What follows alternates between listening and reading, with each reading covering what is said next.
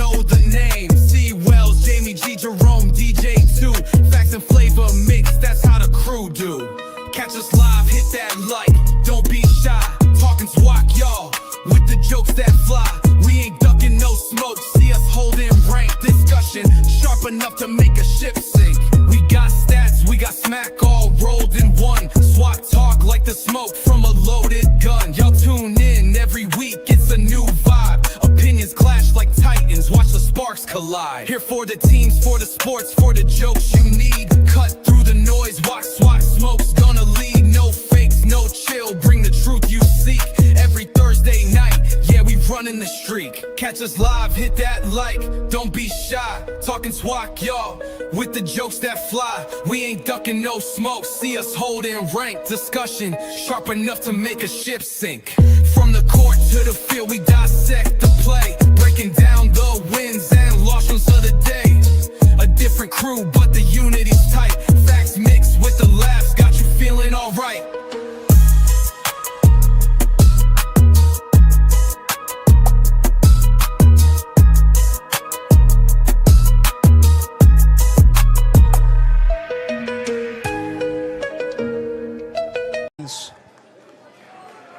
Just 3 shy of tying the program record for wins in a season. 2-0. In the air, center field. Back goes Cruz. He's at the track. He's at the wall. It's gone! It's gone! It's gone!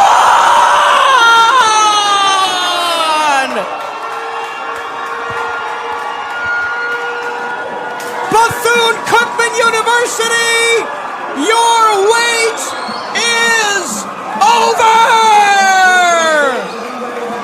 The Bethune-Cookman Wildcats are the 2025 SWAC Baseball Champions! Los Gatos de los Campeones de la SWAC!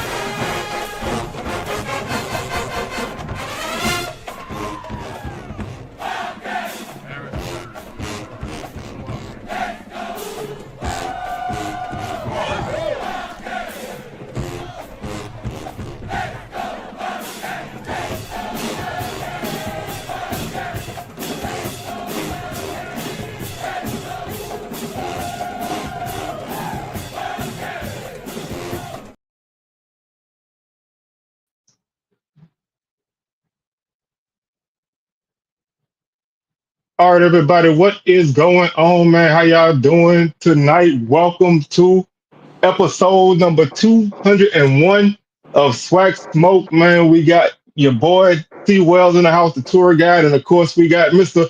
You got to be in it to win it, Mr. Rattlemania over there somewhere, running to the screen right there. Mr. Rattlemania running to the screen right there. I ain't seen you move that fast, man. You got some jets. I still got a little bit in me. But what's going on, man? Jerome, how you doing? I'm doing well, man. What's up, SWAC Smoke? Good to be back with you guys after the 2-week break or what have you. Hopefully we got a good show for you guys tonight. We're trying to do a couple of different things to add a little content. Y'all let us know how y'all feel about it in the comments and in the chat. And participate in the chat. Yeah, like y'all always. Don't hesitate. But like we said, we're gonna kind of space the show out a little bit. We'll go probably every other week up until probably media day, and then after that we'll probably go back to the every week. You know, because by that point, you know, you're gonna have more stuff rolling in. So we want to be able to bring y'all better stuff in the off season per se. So we're gonna kind of space it out a little bit. But you know, we're gonna do what we do.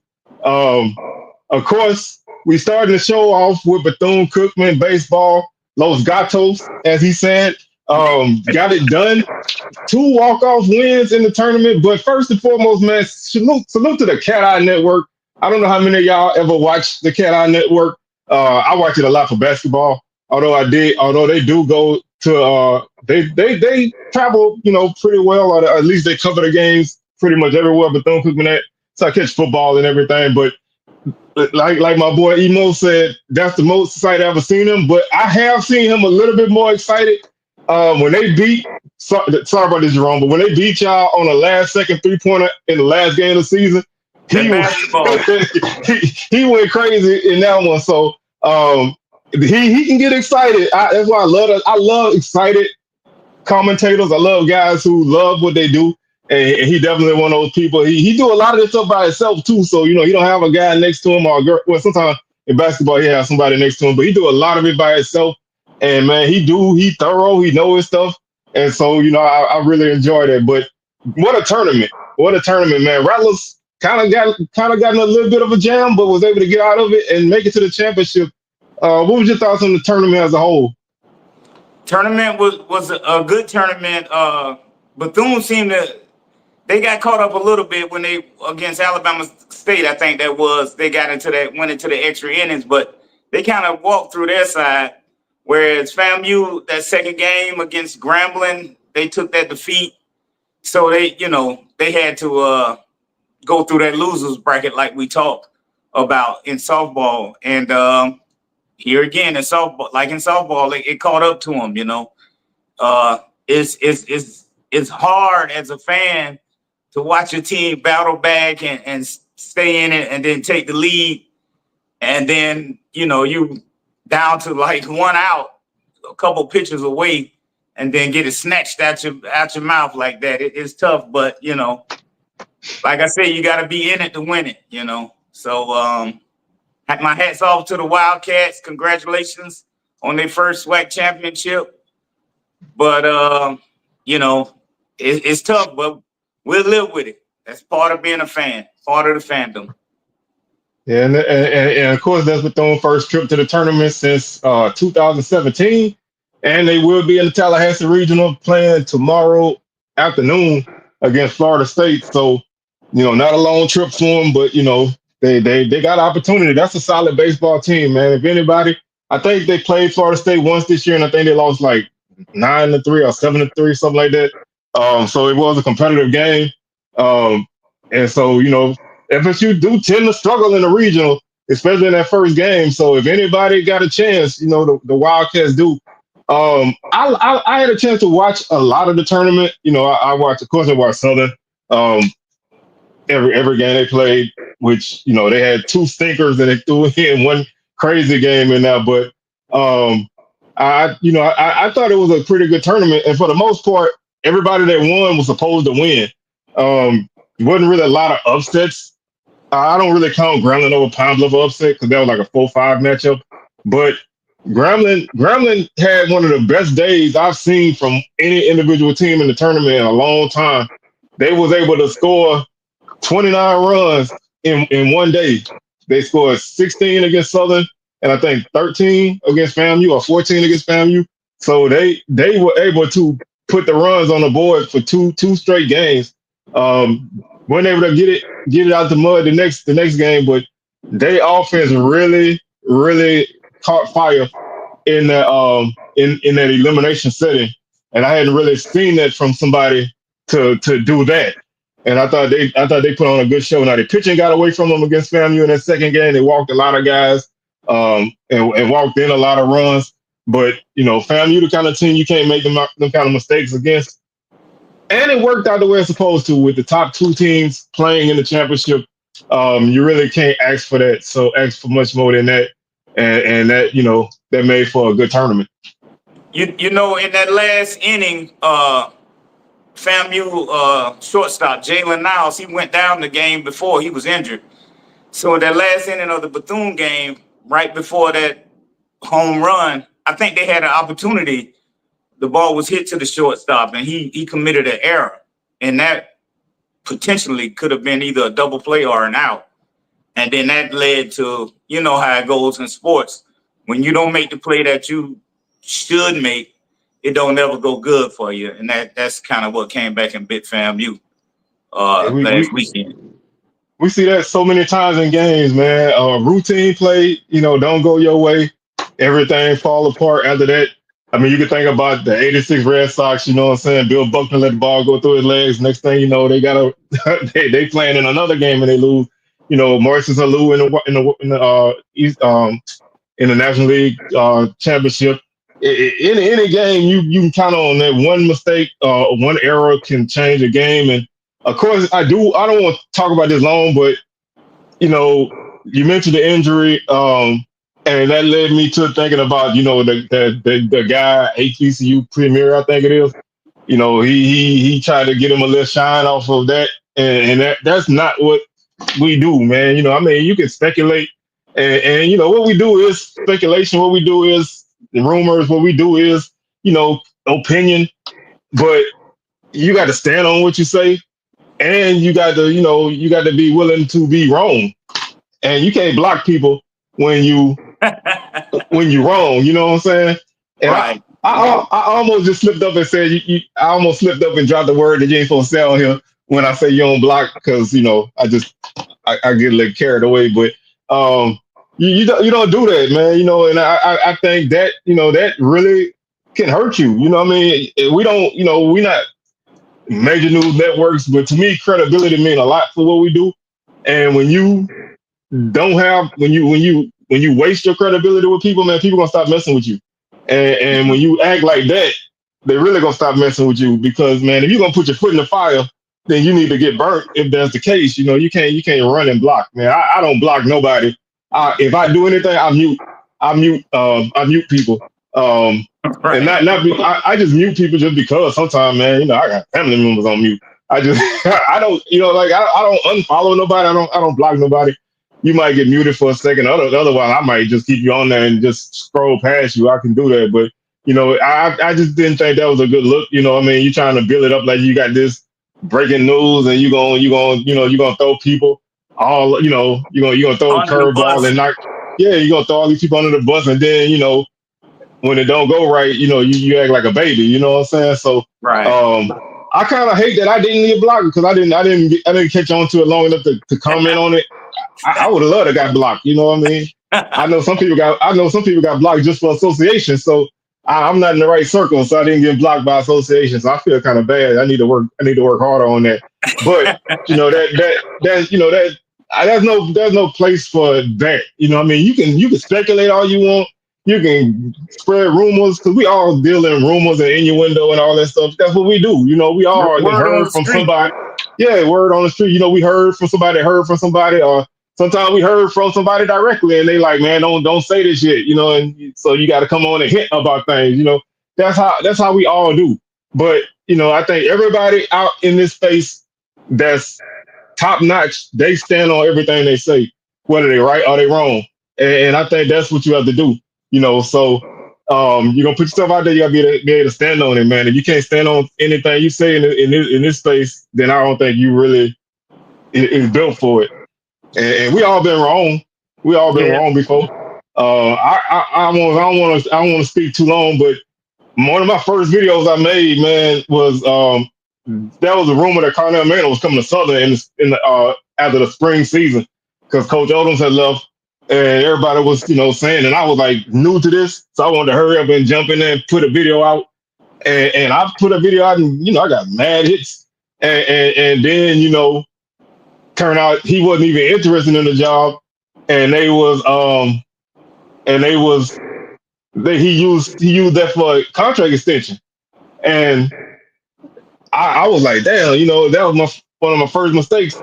And indirectly, one of my mentors, shout out to Reggie Flood, he made a comment about people commenting on things before they get any verification on it. He didn't name me, and he probably meant other people too, but I took it that way. And so I was like, man, let me go ahead and start to, vet things before I put them out there. Now, sometimes just for fun, you want to say things, but, I try not to do too many serious videos unless I know what I'm talking about. So I just wanted to throw that out there because you kind of segued to it real quick. But hopefully that young man is doing better. I know he had to have a few surgeries. Did you see what happened, or did you hear about the injury?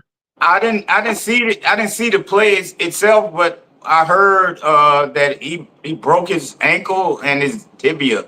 or something like that. I don't know exactly how. I don't know if it was sound like it might have been sliding or something like that for that to happen like that. But that's what I read. But I didn't see the play itself. Because like I say, I can't watch them games, man. Them, especially that baseball. I have to go back and forth, in and out. And every time I look, they lose, you know. So it's kind of hard. I be caught in the middle on whether I should stay in and watch it and if I should walk away. It's just like that Bethune game. When I wasn't watching it, that was Sunday, we were doing our cookout. So I wasn't looking at the game. We was winning like 6-3 or something like that. Then I come back and check it again. It was 9-8. And then and it was going into the bottom of the ninth inning. I sat down there and started watching it and got my jaws snatched out. So I can't.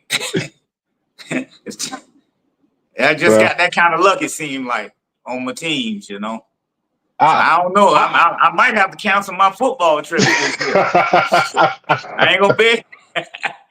Might have to read about them the night after. Shoot. I ain't gonna be able to take that during football season. What happened after softball and baseball? Shoot, I ain't gonna be able to take that in football now. We got to tighten up. It's stressful. But I watch the baseball tournament in a different way. I watch it waiting for that other shoe to drop because that's how Southern baseball is. You know, either we gonna and shout out to Coach Kadar, Coach Roger Kadar, who is a legend at Southern University. He was on the broadcast and he was saying, like, when Southern play, they either pitch well and they hit bad, or they hit well and they pitch bad. It's never the two are together, and you know they never do anything, you know, as a full unit. One of them is either really bad and the other one is okay, and the other one is really good, and the other one is and you know, all three games were kind of like that. You know, we was 4-1 against FAMU till late, and they scored 5 runs in like the 7th or 8th inning and won 9-1. Mm-hmm. Then we fall behind 7-0 to Bethune-Cookman and come back and win 17-11. We were down 4-1 to Grambling at one point, and God knows, you know, we ended up getting run ruled, I think. Yeah, Grambling run ruled us that night before we beat them.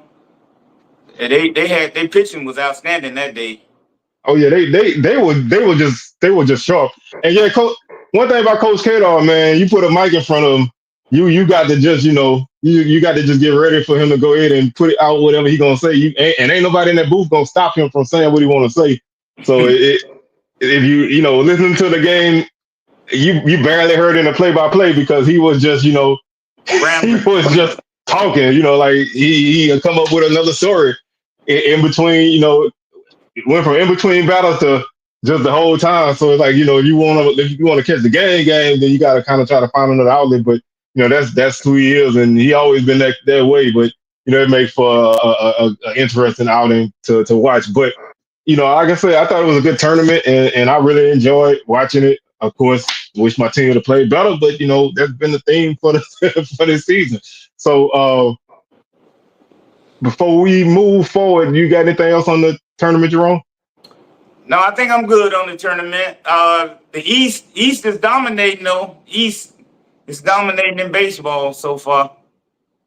Yeah, it really shifted. Got to catch up. It really shifted the power when FAMU and Bethune-Cookman joined. That you know, and of course, a couple of the top programs historically in the West Side then had a downturn. So we got to catch up. You know, so hopefully we can catch up. But in our little transition to our next topic, man, we got some music from the Sounds of Dynamite for y'all, man. So we're gonna take a little minute and give y'all a little something from the Sounds of Dynamite, and then we're gonna slide back in with our next topic.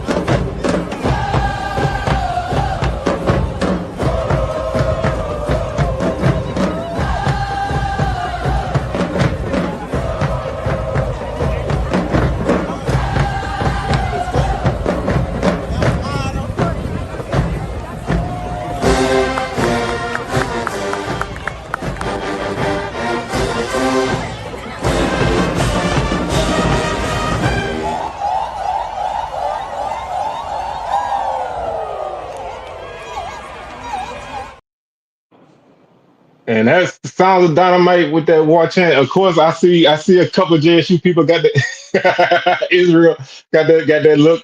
Um, I wanna share one quick story about that, man, because and it's gonna, we can segue into the next point from now. If I don't know how many people been to Mumford, but back in, back in I guess after 2019 or 21, the visiting van used to sit in the northeast corner of the stadium, and there's a bathroom directly under that section of the stands. Dang. And we was playing all corn home. That was 2021. So I think they did it after that. Homecoming 20. No, that was 2018. Homecoming 2018. We played all corn, man. I go to the bathroom on that side because normally I go to the bathroom on the west side, northwest side, but for whatever reason I needed to walk because we were getting slaughtered, and so I went to the bathroom as all corn was driving down the field, and they scored while I was in the bathroom, and that whole bathroom was shaking from that Bouncy. doggone song, man. And, and Yeah. and I was like, you know what? I can't deal with this song no more, man, because I was the only one in there. And that whole thing was just going. And I already knew what was gonna happen when I came out of there. I was like, damn, they just scored. And we ended up losing, I think, 20-3. But that song always been a thorn in my side, man. Yeah, Yeah, well, I really hate that song. I really do. I can't stand it. Big Soldier. Yeah, I even had to come into that. but it's all good. What's up, everybody, man? How y'all doing, man? I hope everybody's good with everything. But I like, hey, when I'm growing up, hey, that what you finna hear. Because I actually like it when they be playing it, but if you the opponent, you definitely don't like it. Because that means they getting the best of you. So Yeah, that's most definitely the truth, man. Because when they up on you, and like you say, they ain't gonna hesitate not to play it. Hey, I'm done with it. I'm done with that story now, man. I don't even like talk about that game no more. But some kind of way, I always find a way to get. I'm traumatized, man. I gotta get some PTSD. But we're gonna man, speaking of that Alcorn thing, when Well, you were looking at Aaron McNabb back in the day, I had a chance to actually, see him when I was a little boy, man. Man, it was just amazing to see him do the things he would do on the field because, it was some crazy plays, man, that probably ain't going to be duplicated in the SWAC for a long time. And, man, that man was missing, Juke and Jokers probably 3-4 times and then throwing it for a 70-yard touchdown, man. So, and then you hear the chant. So, woo. I can barely hear it. Yeah, and one thing about McNabb, man, that dude always found some kind of way to be limping. You know what I'm saying? Like, ankle or something always was, and he still was killing you. But we're gonna let Jerome take the lead on this next topic, and we're gonna follow his lead on this one. Okay. All right, guys. This segment here, we're gonna give a shout out to the culture around black college football, but specifically the SWAC. So I wrote a little something. I'm gonna read it to y'all, and y'all be mindful. I'm an artist, and I'm sensitive about my, you know what. All right. I already knew where you was going with that. All right. So here we go. The culture. Strike and strike and strike again. You better get ready if you talking out the side of your neck, because in the SWAC, these Wildcats go. The culture is going down in the pit and seeing that big ass drum. It's listening to Cherokee on the reservation. It's getting swarmed by honeybees. It's dog houses inside the stadium. The culture is being hit in the face by an ocean of sound. The culture is turning the lights off on your band during the fifth quarter. The culture runs deep into the Mississippi Delta and stretches to Arkansas. The culture is the Boombox Classic. It's Perry Street. It's Lulu on FAMU campus for all my rattlers out there. and I'm sure y'all got somebody on y'all campus that kept it lit when y'all was in school during your time. The culture is the mascots, the cheerleaders, and most of all, it's us, the fans, that keep the culture alive. Y'all can go ahead and snap your fingers Okay, on that snap right that up, there. man. Okay. Hey, that's what. Hey, I like it. I dig it. And speaking of like culture figures on Jack State campus, man, I just want to give a big shout out I to my can barely boy. hear you, Oh, Jamie. for real? For real? Hold on, man. Let me get my mic right, man. Y'all hear me? Can you hear him, C. Wells? Yeah, I can hear him. Can you hear me, Jerome? Yeah, I hear you. I'm gonna get closer. This light messing up the glass. Okay. Take them off. Yeah. Hey, let me know in the comments It's y'all hot hear as me. fire back here. But yeah, I was wanting to give a shout out to old school and Lil Joe, man. Lil Joe was like the second mascot to JSU. Him and old school, aka Carl Mitchell. That Carl Mitchell had about 4 PhDs, but never had a job on campus, which that was kind of crazy. But man, yeah, them type of figures, man, you'll never forget, and they always, be a part of Jack State history. And not only Swaggy, you got Brave Chick. Shout out to Brave Chick. Shout out to the dude that ran on the field during the Jack State game from Alcorn. That I can't even remember that cat name. Shout out to that drum for sure. Shout out to that drum. They're talking about the Grambling drum. Oh Yeah, yeah. about the big ass Shout out to drum. that big bass drum. Shout out to Yeah, that that's big bass Grambling. drum. And Prairie View, didn't they turn the lights on Southern? When Yeah, y'all in the in the fifth quarter, fifth quarter? that was in 22. They Yeah, they turned the turned lights the off in the lights fifth off. quarter. We turned the lights off on Southern too. I remember my freshman sophomore year battle the bands in Jackson. They had to turn the lights off on Southern and Jackson State. Yeah, they were gonna be there all goddamn night long, but they didn't. Man, I don't know about y'all campus, but we had like these people from the neighborhood that used to wander into the games, and we had this lady named Pee Wee, an old lady, and I don't know if she was buying tickets or what, but every halftime she'll make her way. When the band was out there on the field, she was going out there. She'll be out there on the field. And when the police go to try and get her to bring off, everybody start booing and they back away and they let her just go on. She was our one dancerette, Pee Wee. And we had another dude, Soul Train, on campus, used to roll around and sell snacks. I'm sure y'all had somebody at y'all school that, just was part of the local community on campus. That's kind of like a black college thing. Now, my kids up there, they got Wingstop and Chick-fil-A and all that kind of stuff, but on campus. But in the day, once the camp closed, that was it. You know what I'm saying? You be dependent on either Domino's pizza delivery or something like that, or these little guys that used to roll through the dorms with their truck and have hot dogs and little snacks like that. So, all that I'm sure goes on. It's not something that's exclusive to FAMU. I think that's at all campuses. Yeah, we all had somebody like that we can relate to. Yeah, because I know most definitely. had Pens at Alcorn, the country store. Man, we had back in the day, we had Mama Jag, man. She was on the sidelines. And I mean, one year somebody ran her over, man. That lady got up like it was nothing. She was an older lady. And somebody ran out of bounds and hit her. And she popped right up. I was like, oh, she a G. A soldier. Yeah, it was an accident. The dude ran off the field and she was standing on the sideline by kind of like 5-yard line or something on the visitor side, and he ran into her. She hit the ground and popped right back up. And shout out to we had a dude named I'm sure some of my Southern people remember Jag, man. It was a dude wearing some old. I hope he ain't listening because I'm about to talk about him. He had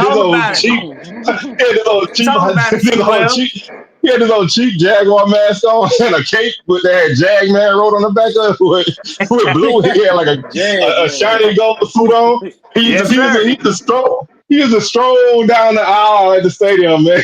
Yes, sir. That's what you need. That's what make it live right there. That's what you remember that, don't you? How long and ago of that's course, been? that was about 15, 20 years ago, man. Yeah, And that's what make it live. of course, my baseball people remember Poe Ben. He was a dude used to always come through, old dude, man, come through and talk trash at the baseball games. And we got a couple other characters. One lady. She's not even that, but she a sideshow attraction for me. I got to get her name. She's an usher at the basketball games, and we call her a seat police because if you try to go sit in that gold section, she ain't gonna let you down now. She ain't gonna let you down there. Like you better have a ticket to sit down there. She won't even let you go down and talk to somebody. I got into it one time because I was going down to talk to somebody on the floor and she tried to stop me. And I was like, I'm not staying. I'm just going down, come back up. And she wouldn't let me, but I walked right past her. And when it talked to I think the Coach Dooley I wanted to talk to at that time, but she tried to stop me. But she would dance. You let a timeout come in, the band playing or the DJ playing, man. She gonna dance her whole butt off. But shout out to Sea Police up in the Mini Dome. But that lady used to always. I mean, me and her had some run-ins. But salute to her. Salute to Pom Pom Man. Yeah, in recent times, fam, you got that fan lady. I know y'all saw her in the stands. I ain't popping my fan, Jamie, but yeah, I think. Well, I don't know if it was her, but I remember. I remember a few of them sitting behind us the last time y'all was there. So I don't need that. I don't need that around me, man. Yeah, but that's I just wanted to do something to shout us out, the ones that's keeping the culture going and stuff. As far as the people that's buying the tickets and supporting the players and doing all the good stuff, because we don't really get no real shout out, from nobody.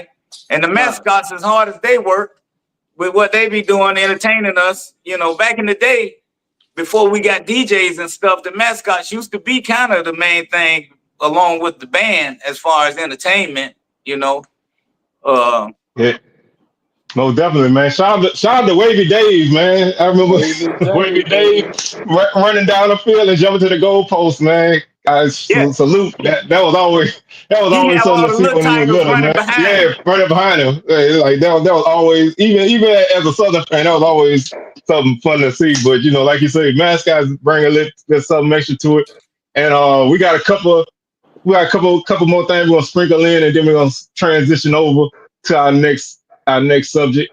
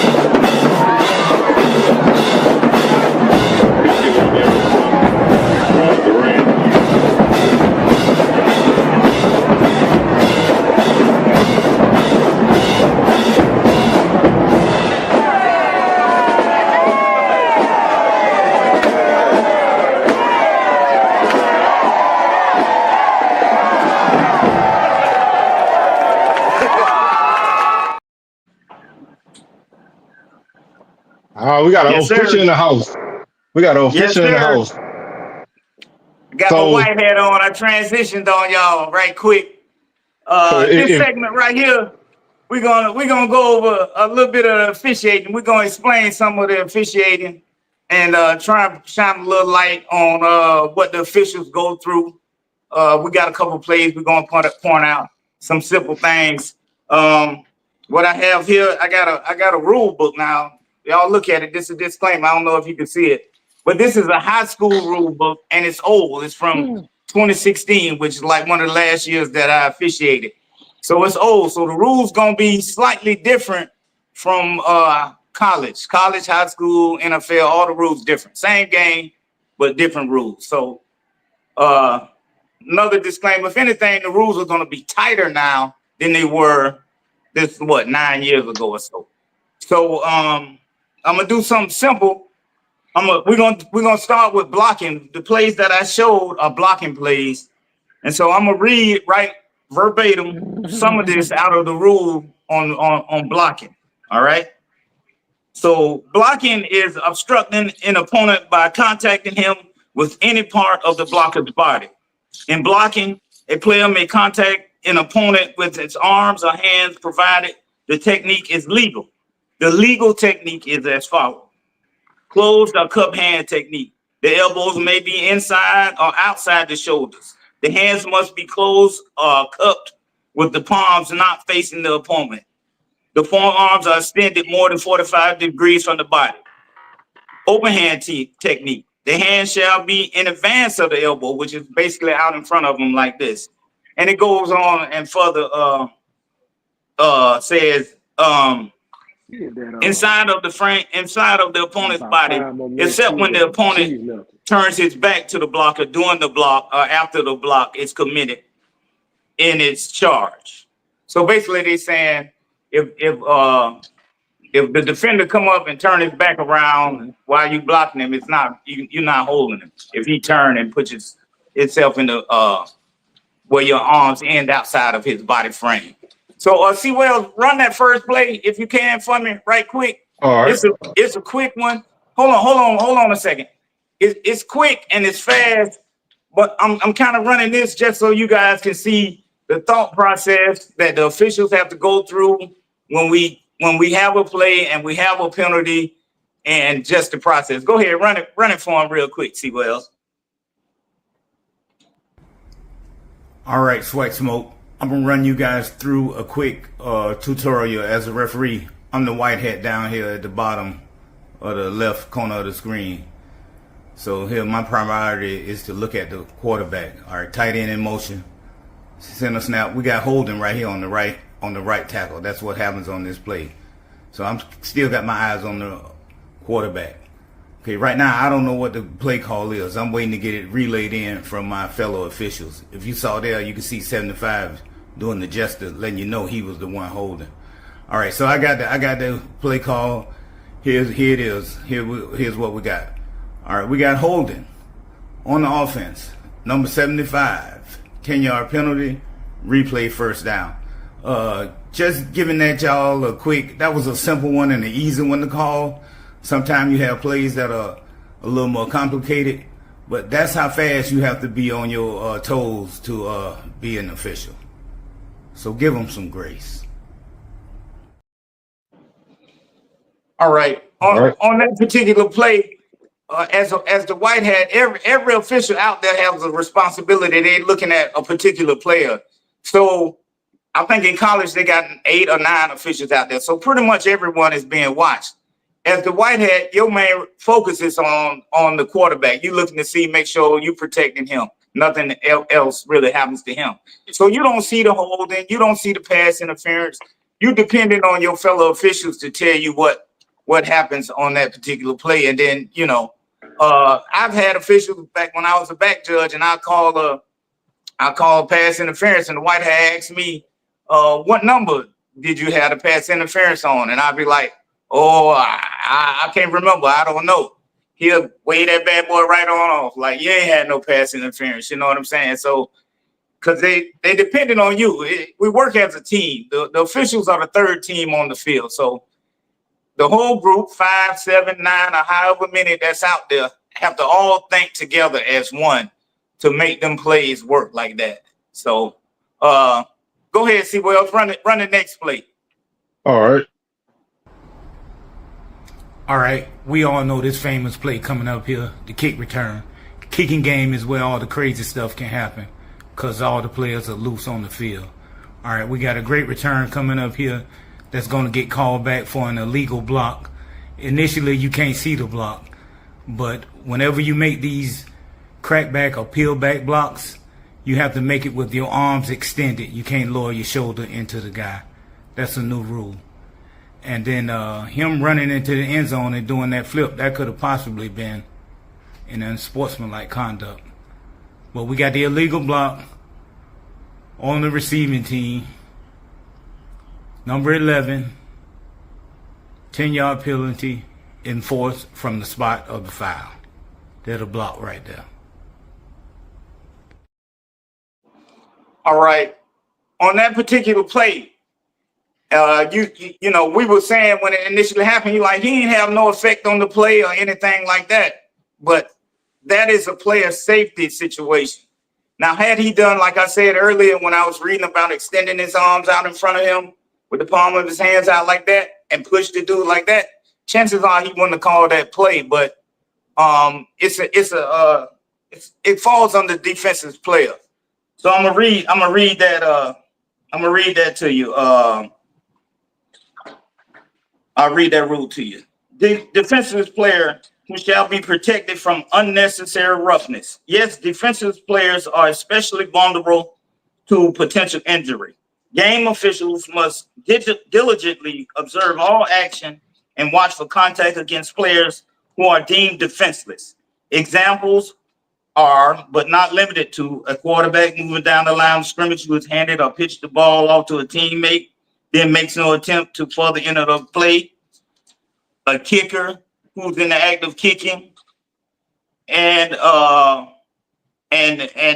who hasn't had a reasonable amount of time to regain his balance. And it goes on further it gives some more examples.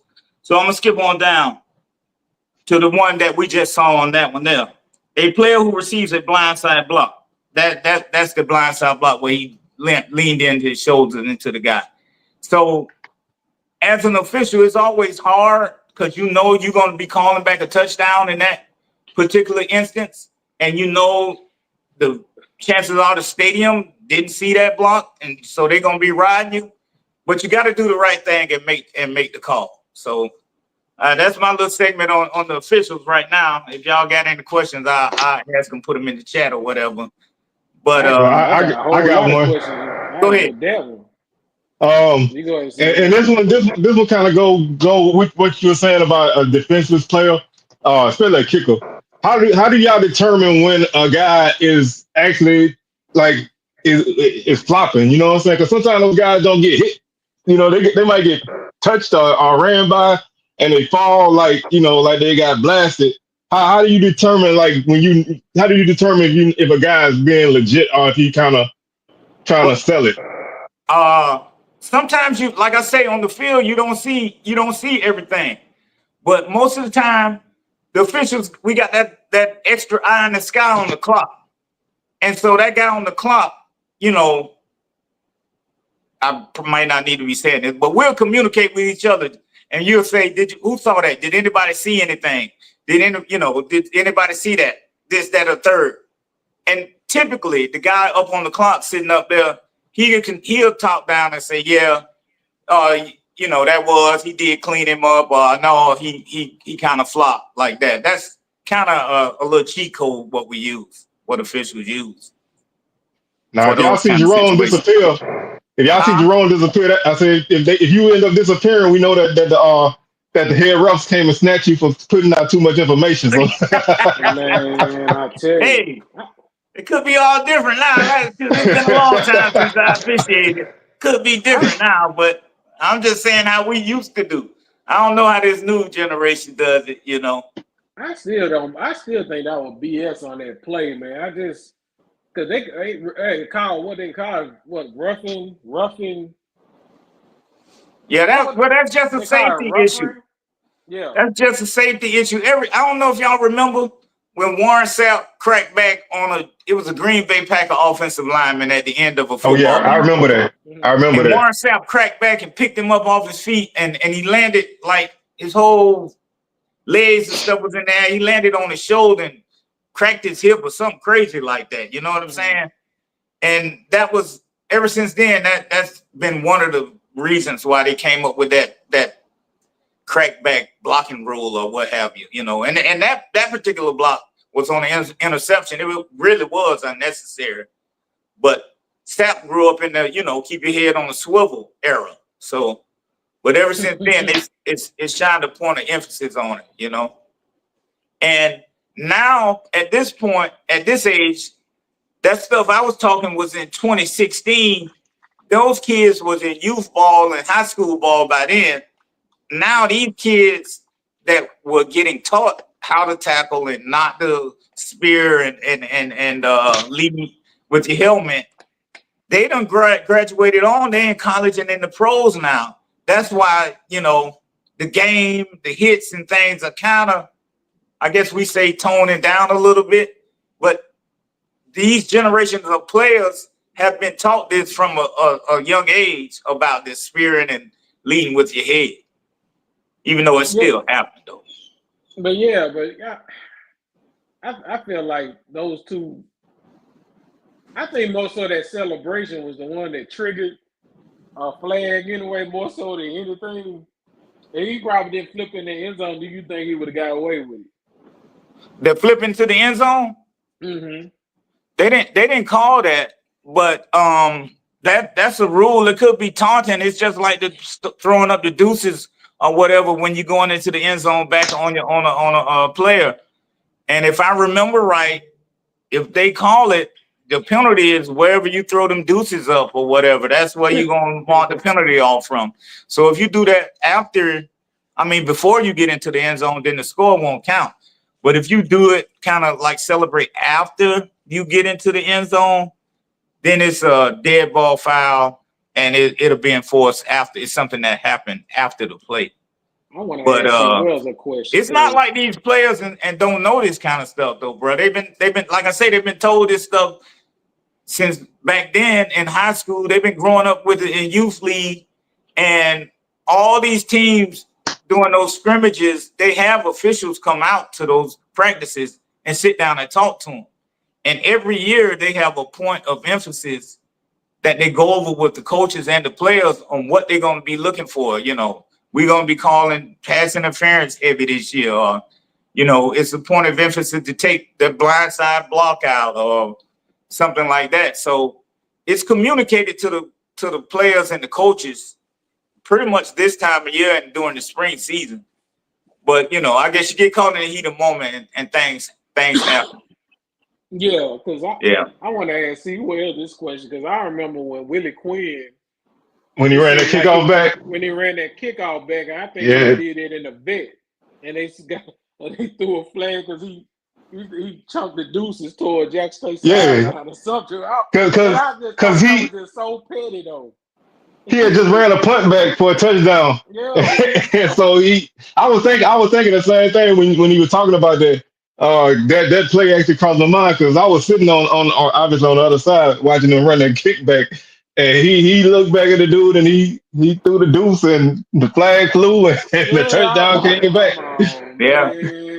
Yeah, that's how it worked. That's how it worked. But now they really don't throw the flag like this, because I mean, what'd he say? They really don't even throw the flags like that, because I seen the several punt returns in the SWAC. I know that Terrell and them did a high five on the Alabama A&M when they scored that kickoff return. Yeah. Right before he scored it, he hit a high five with one of the receivers. And they going in the end zone. It's subjective. It's subjective. You know, it's kind of on the official. And if it's deemed to be genuine excitement, then it gets a little more leeway. But if you're doing it directly, pretty much to taunt a player or a sideline or individual, then that kind of get frowned on a little more. But the genuine excitement, they try not to officiate out the game. If you see them when they be celebrating in the end zone, a lot of time the official, you'll see him walking up to him and getting him in the middle of the celebration and just, all right, that's enough. Got his hands down and just kind of getting in them, go back to your sideline, letting them get their little Watusi dance off or whatever it is they going to do. And, you know, but that's enough. And, you know, do it on your sideline. You saying things like that. You know, take it to your sideline. Because in between plays, in reality, I think it's 3 seconds that you have to respot the ball, to keep the game going. So you don't have time for them to be out there running around and doing all that kind of stuff, you know. as an official, soon as that one play is over with, you immediately looking to see if players running in and out of the field. You got your if you a linesman, you got to make sure your chain gang is right. If you the back judge, you count your 11 on the defense. If you the umpire, you count your 11 on the offense. The wing officials, they count your 11. You officiate. You checking to see if a cat helmet come off or what have you. It's a lot of little things that go on in between those 3 seconds.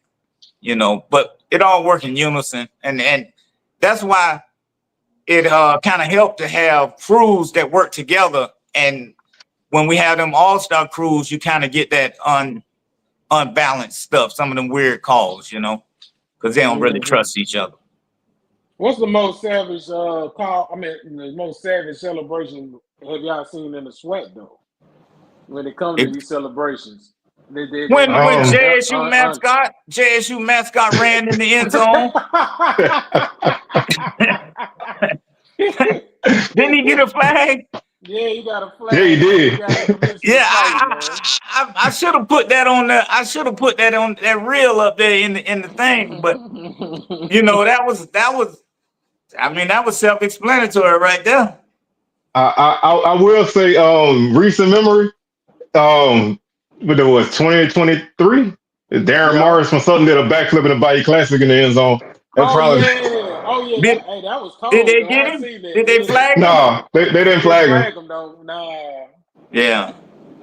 So it's subjective. You don't want to dampen have a game about you. But if it's a safety issue, you're gonna call all fouls regarding safety. All of them you're gonna call. All that holding and pass interference, things like that are subjective. But safety issues, if you see it, you're gonna call it. Face mask, punching, all that kind of stuff. Ain't no subjectivity to that. That is what it is. And I used to tell them I didn't throw the flag. You threw the flag on yourself by throwing the punch or by doing whatever it is you did. You know what I'm saying? That's how that worked. We got one question before we slide to the next topic. Have you E more want to know, are the chains supposed to wait until they told to move on first downs, or they move on their own? In high school, they supposed to wait until they told to move to make sure that everything is what it is, So you have that little talk with your chain crew. Now I never worked college, so I'm not sure, and I want to say in the pros they got 2 sets of chains, so I'm not exactly sure, but I know when I was a linesman, my chain did not move until I told them to move, because there's always a possibility you got that flag on the other side of the field that nobody saw, and we may have to go back to that previous spot, because of the penalty. The penalty may have to be marked off from the previous spot. And if you let your chains move too quick, you lose that previous spot. So if in a situation where, say, a team running a hurry up offense and I had my chain crew holding back because I'm trying to catch up, say it was a 15, 20 yard play and they're a little while away. That's one of the reasons you have a bean bag. So you'll step back and you'll mark the yard marker with the bean bag for the chain crew to catch up, and they'll normally line up on that bean bag or your back foot that you got stepped back on. And if you notice, most officials, we always put the ball on the yard line. We ain't gonna put the ball start off a series in the middle at the 2.5 yard line. It's gonna be at the 2 or on the 3. So we know when we're marking them chains off, it's gonna be 10 yards. You're not gonna. Only time you spot the ball exactly where it is when you got a situation where you got to measure. And that's when you're going to put it pretty much exact. That's when you can't fudge it and move it to the line and all that kind of stuff. But if need be, if in a perfect world, I guess I should say, officials try and start on a marker, on the 21, on the 20, the 25, or something like that, to make it easier to officiate. If that makes sense to you. And it's not an advantage if you're doing it for both teams. You know, what if you moving the ball a half a yard for the both teams, so you can start off on the 20. So It's not an advantage. it's okay though if you move the ball a half a yard up for Southern, all right?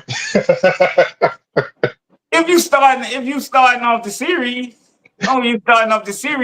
but now in between them 10 yards and all that, then you ain't gonna get nothing. You know what I'm saying? If you get what I'm trying to say? Oh yeah, I got you. I got you. But I do want to say before we move on, man, I was at a high school game. I once seen a guy get in a fight with the chain gang, man. What? Yeah, it's possible. He ran out the stands, man, and got on the dude got on one of the dudes on the chain. So he said they weren't moving fast enough. Yeah, sometimes the chain, if they son out there, what have you, they get too excited and they do like Edwin say, they take off running downfield, and then you got to come back and be like, I think we were here, or you got to again depend on your clock operator to ask where we started that last series at, or what have you, where we started that last down. So it's all a team. Speaking of teams, because I remember when Tennessee State got cheated in them last 2 seconds when I know JSU won one of them classes. And I think the TSU had about 2-3 seconds left on the clock and the referees ran off the field. You remember that, C-Well? Yeah, I remember that. You see that a couple of times, man, with especially with clocks, I guess the communication from the field to the clock. You'll have that kind of situation happen, man. And sometimes it will go against somebody. But like Jerome say, in a perfect world, things that happen a certain way, but you're dealing with people and things don't always happen the way they want. And a lot of sometimes they go against you and sometimes they go for you. And you gotta kind of take them both. I mean, I pray when I'm at a Southern game that we don't have no bad calls because everybody already think we be cheating. So I'm praying we have a clean game because I already know what I'm gonna hear. Alabama State prone to cheating. That's to me. I think that's the worst place you can get officiating in is Alabama State. Well, in youth league, when you got them four games running that day and on that one field, you instruct your clock operator to stop the clock. Not immediately when they're down. He stopped the clock at the end of this is your stop clock signal.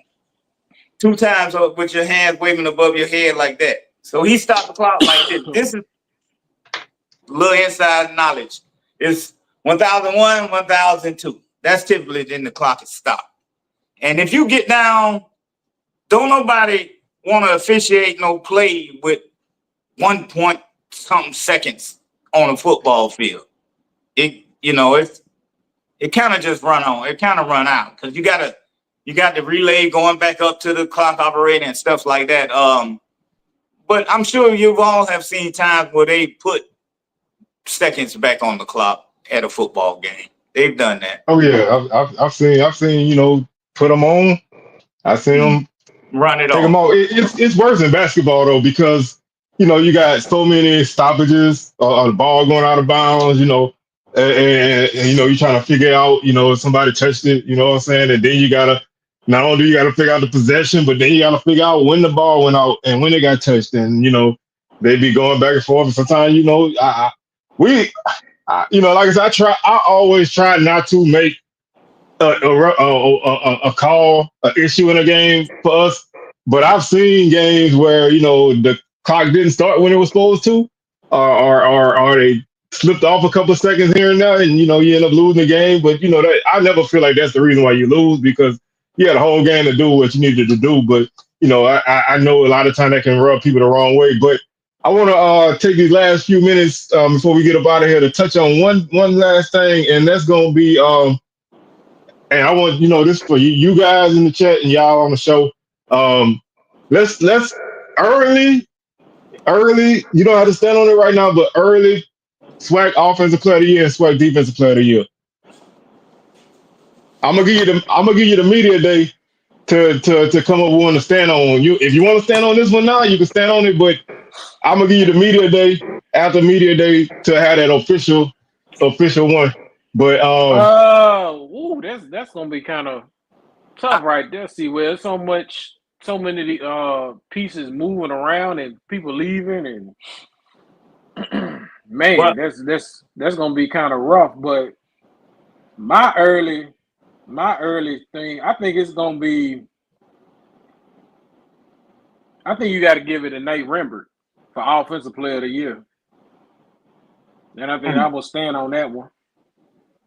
And Defensive Player of the Year, ooh,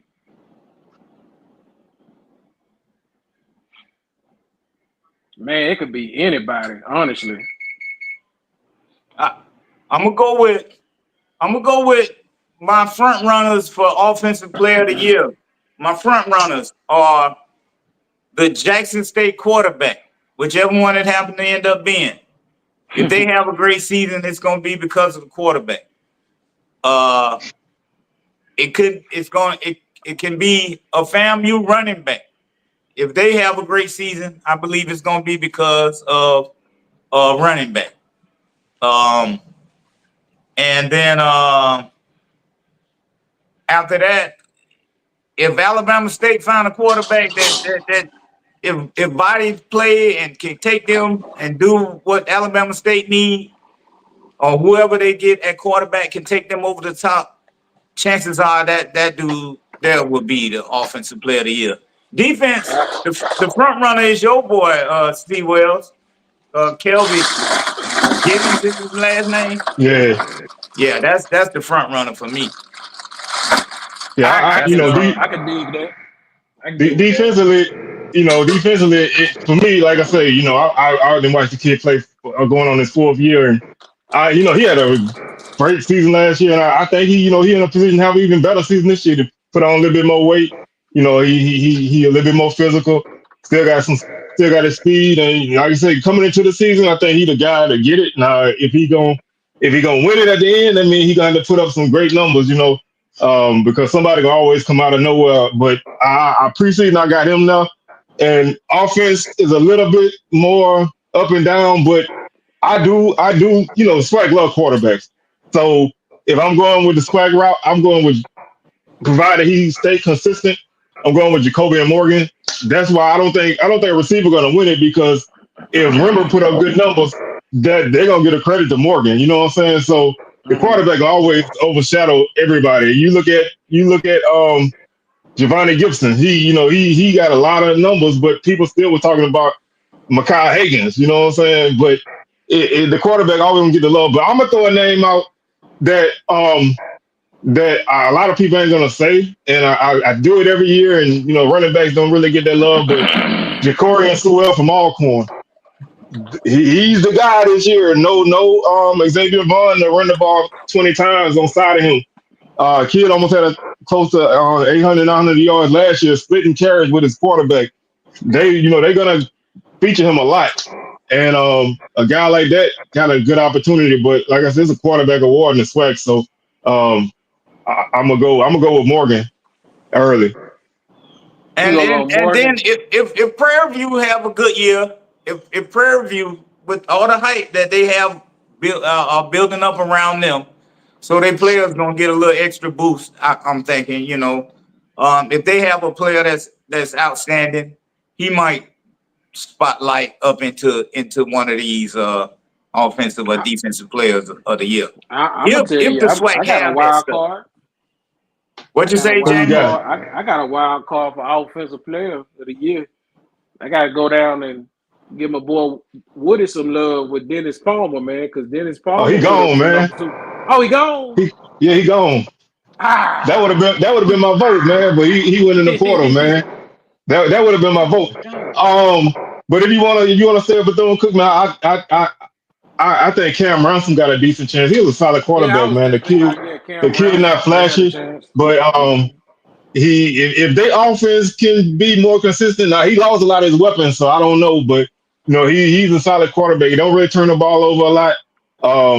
And he make a lot of plays. He can run the ball. He can throw it. I would throw him in that mix, but like I said, they lost a lot of weapons from that team, so I don't know if he's gonna be able to do it. But that's an outside guy that you want to throw out an outside name. But yeah, I would have threw Dennis Palmer in there because that kid was nice as a freshman. But I like him. I really liked him. I thought he was gonna make it through, man, but he ended up. They put his name and number on the uniform, Jerome, and they found him and got him out of there. That's what I'm saying. Where did he transfer to Sewell? Oh, I don't know where he went. I need to see. Let me see if I can find if he went anywhere. You go ahead, Jerome. No, that's what I'm saying. Portal. This is if the SWAC had preseason offensive and defensive players of the year. This is purely fictional because we don't do that stuff in the SWAC. We don't shine no light on our players until they over with. They eligibility over. Right. Because I know who the special is going to be. The Troy. Uh-huh. Somebody will stay in the SWAC if you going to go to Troy. He going to Troy. Hey, that's how we got some first-hand news right here, man. Andrew Body been released. He ready to go. So that quarterback battle at Bama State going to be very interesting, man. It's going to be very, very interesting. What did it say? He ready to go? Oh, yeah. He ready to go. The man I'm himself just who said else I think can mess around and be the offensive. That's what we want to see. And in my opinion, he ready. And I like old host Claw from Alabama State. Yeah, I think that kid gonna have a good season too. He got a chance, but again, you got a quarterback that might overshadow him, man. Like I said, people love quarterbacks in the SWAC, and that's always that burns me so many times, man. That the quarterback just always get it, but if a guy have a great season, yeah, maybe it's cracked.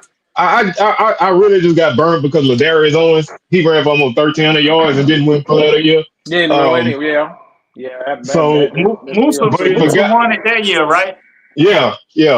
But if a guy have a great season, like a guy get 1,100 yards, 1,200 yards, especially nowadays, with guys splitting time, 1,100 yards and 8 or 9 touchdowns, I think he got a good chance if a quarterback ain't just ripping it up, But I always think it's because quarterbacks, everybody just love quarterbacks, Well, Mulligan got it last year.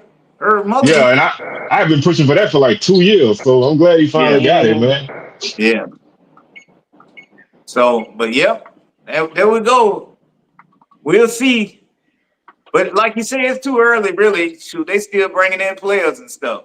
I think, fam, you just signed another quarterback. I don't know if to be happy or be worried. I really, I don't know what to think about that. And we just brought in a defensive back yesterday, I think it was. So let's see. We just brought in a running back, which we need, and a defensive back. And of course, another quarterback. Yeah. And running back from Jacksonville State. He was at Utah. I like first, that kid from Jacksonville State that y'all brought in. Yeah, he got good size. Yeah, he got some good size. He got a mold on him. I watched his tape. He looks good. And one thing I'm gonna say, any running back, man, if you still in the portal, man, and you want to get a ton of carries, come play for Mark Frederick. He gonna run the ball, man. He gonna run the ball. That's my boy, man. Shout out to Mark Frederick. That's my boy. I talk to him a lot.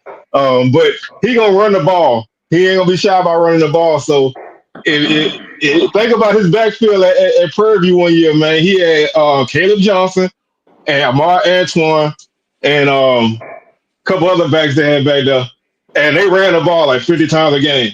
So, and the quarterback got his carries. So if you want to run the ball, you can come play for Mark Frederick. He ain't gonna be shy about running the ball. He gonna get multiple backs his carries. So y'all still need some spots. They got a couple spots still up in the running back room. Especially experienced guys. We got young guys. We need experienced guys. So you got a back out there that played a lot and got some carries and want some more. Hey, come to the Bluff. The SWAC seems to be doing a transition into a running conference a little bit. Initially, when I first came into the SWAC space, it was wide open. It was passing and things like that. But it's kind of trending the opposite direction now. It kind of teams are leaning more towards running the ball, in my It's opinion. kind I of think Sam Shea gonna be running the ball, and I'm pretty sure Prairie View will be toting it quite a bit. You know, just seems that way. yeah. It's like every few years it changed. You know, at one point the SWAC was super run heavy, and then everything was all spread, and then it was all everybody wanted to throw the ball and not running no more, and you had dudes running for 700-800 yards leading the league in rushing, and then I think it was 21 or 22. You had a nice stable of backs in the league, and so the quarterback play kind of didn't, I don't want to say drop, but the running back rooms at everybody's schools did improve so much. And you have to run the football in the SWAC, and you have to be able to stop the run. If you can do them two things, then you got a good chance of winning games. But you got to run the ball. That's just that to me. There's no other way. I mean, obviously you can throw the ball, but I just love it. I just love a good running game. So if you can run the ball and stop the run, you're gonna be successful. Yeah, that just take the wind right out of a team's sails when you can run the ball and they can't stop it. Yeah, especially in the fourth I saw quarter. that with the Willie Simmons year. Is that the bag over there? The bag warming up in Grambling? I mean, in Jackson. It sounds like it, but Bag gonna man, be showing his head up in Jackson. well, hey, we're gonna see what that bag shows. That bag gonna be making his appearance somewhere. I know that for sure. But man, we're gonna go ahead and wrap this thing on up, man. I appreciate everybody for tuning in, man. Salute to the white hat over there. He ain't got a uniform on no more, but salute to the white hat for putting all this together, man.